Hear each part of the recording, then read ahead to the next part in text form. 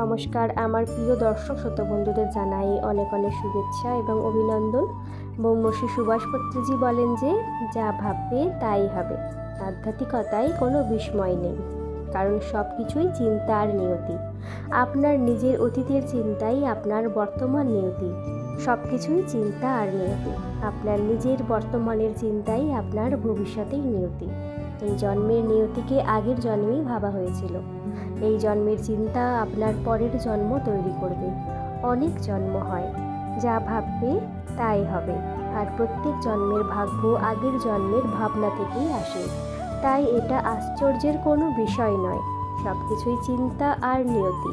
এখন আপনি যা ভাবছেন তা পরের জন্মে নিয়তি হয়ে যাবে। এই জন্মে আমি কি হব, সেই ভাগ্য আগের জন্মগুলিতেই ভাবা হয়েছে। আপনি শুধু একটা জীবনকালের কথা ভাবছেন, তাই আপনি বিভ্রান্ত হচ্ছেন, অবাক হচ্ছেন। আমি সব সময় অনেক জন্মের প্রসঙ্গেই ভাবি, পিতামহ বলেন যে তাই পিতামহের কাছে কোনো কিছুই আশ্চর্যের বিষয় নয়।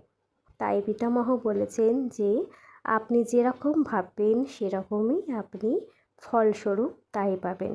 আপনাদের বর্তমান ভাগ্য আগের জন্মের চিন্তার ফল, আর বর্তমানের চিন্তা পরের জন্মই ভাগ্য তৈরি করে। ধন্যবাদ।